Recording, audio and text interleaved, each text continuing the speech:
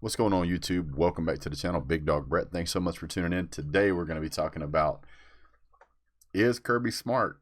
Richt 2.0. I don't know, but we're going to find out right after this. Shut up and sit down.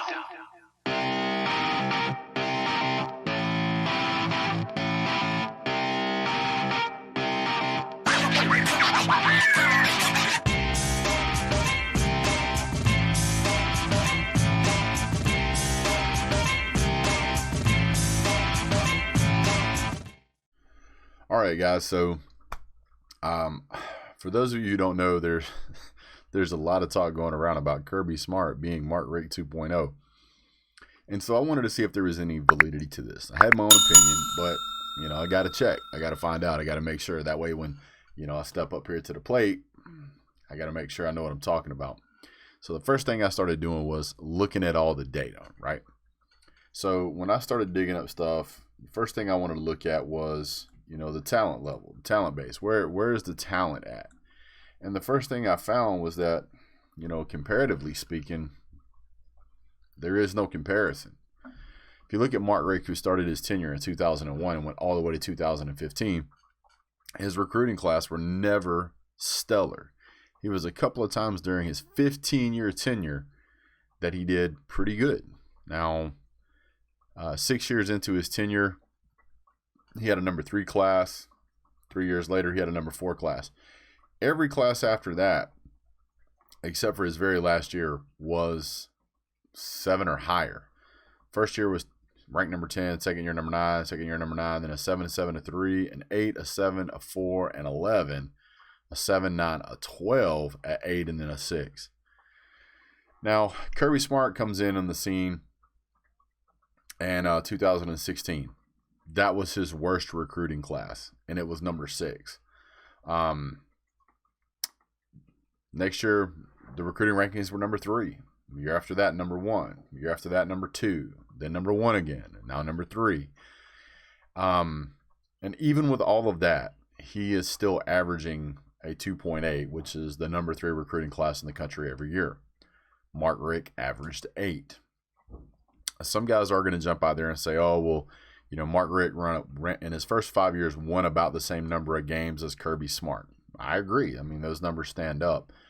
But I personally think, and looking at the stats, that Richt's wins don't really compare to Kirby Smart's. One of those is that he averaged a recruiting ranking of 8. Kirby Smart's averaging a 3. If you look at over the first 5 years for Richt, he pretty much averaged 8 or 9. Now, if we look at the wins, there's a big difference here. The 2019 Georgia Bulldogs became the first team in school history to win 11 or more games for a third straight season. If it hadn't been for the wonderful you-know-what, it's very possible that we could have done it again. We could have got an 11-win season again. This senior class posted a 4-year record of 44-12. Matching the school's record of 44 wins for a senior class. That was also done by Richt early in his career. But the win percentage is a little different. The win percentage for Kirby Smart is 78.8. Notably, Kirby Smart's record versus top 10 foes is not only the best in all of Georgia's football coaches, but it's the best but it's the Bulldogs' best run in history, given at least 10 results against top 10 opponents. The second best run is when Richt started his career 7-4 versus top 10 teams in 2001 to 2007, only to falter, losing 9 of his next 10. And finally breaking that streak by beating Florida in 2012.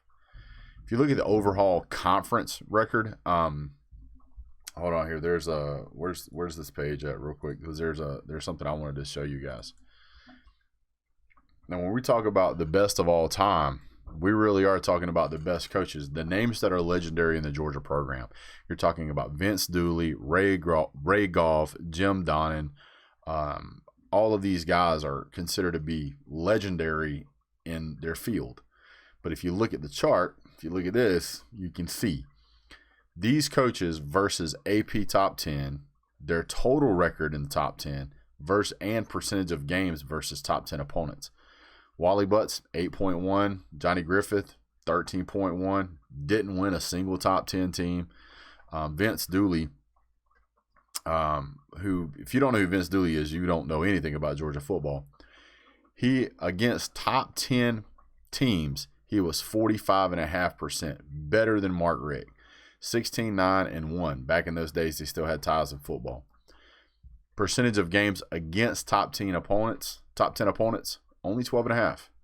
Ray Goff, not that great. 1-10-1. That's his record. It's pretty brutal. Jim Donnan went 2-8. 16.9% of his games were against top 10 opponents. He's the only one that's close to Kirby Smart in this era as far as the percentage of games played.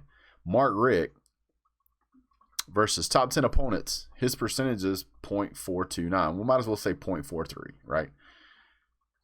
Going 12 for 16, and he averaged 14% of his games against top 10 opponents. Now let's take a look at Kirby Smart.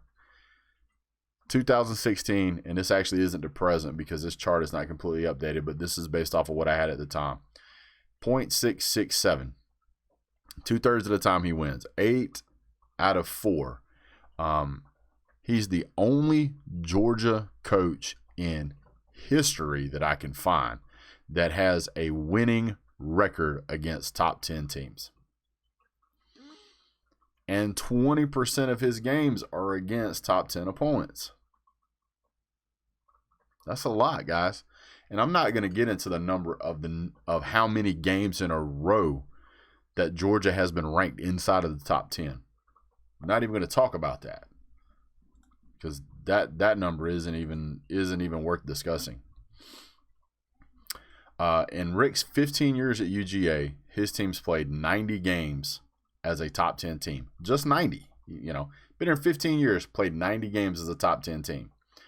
46%, that's 46% of the games he's played in Athens. Kirby Smart, so far, when he's played, 74% of his teams have been ranked in the top 10. That's a lot, guys. That's a lot.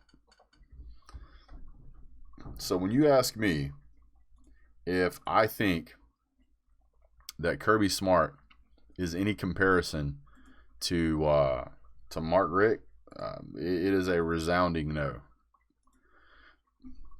Don't take my word for it. Check this out.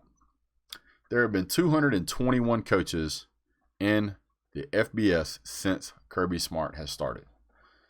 Here's the list of coaches that have 50 wins, a conference championship, and have played for a national championship game, which means they had to have won a playoff game. Saban, Dabo, and Kirby. That's the whole list. That's every bit of it. 3 coaches out of 221. And I agree. The Kirby can't coach narrative is lazy. There's no comparison, guys. The moment you actually start digging into the numbers, there's no comparison. Mr. McFarland jumped out there and said that Kirby has done less with more. Done less how? How would you expect him to have done more? I mean, clearly, if you just look at the service and go, yeah, Georgia's had great recruiting classes and they haven't won a national championship. Okay, I get it. I see what you're saying as far as Georgia doesn't have a national championship. But you can't detract from the fact that he wins his teams are often in the top 10. You can't detract from the fact that he's played in a national championship game. You can't detract from the fact that he does have 50 wins. And the only 2 other guys that even make the cut in the category both have national championships. This is a clear indication that Georgia is very much on their way. And I can't remember the percentage of games that Mark Richt lost when he played the really big games. But I want to say it was like, I don't know, it was like 67 or 68% of the time. That's what got him fired at Georgia. It wasn't the fact that he was losing 10 games or winning 10 games a season. that he was a winning coach. That didn't have anything to do with it. The problem was is that UGA fans wanted a coach that would get them to the big game. And I can understand that that's where a little bit of the rub is coming in. UGA fans want Georgia to win a national championship. That's great. But you have to understand that that doesn't always happen overnight. Now, you get a Cinderella story every now and then, like LSU, but that's not what you want as a Georgia fan. What you really want is something that's being built, something that's going to not be a rebuild year, but a reload year. Georgia had a down year this year, and it was still 8-2. Still a better record than the SEC East champion. The only team that beat Georgia either won the national championship or has a worse record than Georgia. That's it. So sometimes the cards just kind of fall where they may, and sometimes you're going to end up with what we got this year. Georgia's quarterback situation was not what we wanted it to be. Yep, you can blame that on Kirby, absolutely. But to say that he's Mark Richt 2.0, it just doesn't pan out, guys. I'm sorry. I'm not sorry, because I want him to be as successful as possible. He doesn't have the same win percentages as Kirby Smart. He doesn't have the recruiting ability that Kirby has. He doesn't have the ability to win big games like Kirby has. So, I mean, to me, when you put all this stuff together, it's pretty clear. It's pretty clear that Kirby Smart is head and shoulders above Mark Richt. And it's also very clear that if you think you're going to get rid of Kirby Smart, you better have a plan for who you're going to hire. Any coaching staff in the country would pay his buyout to have him come to play at their college, or teach at their college, or coach at their college, whatever.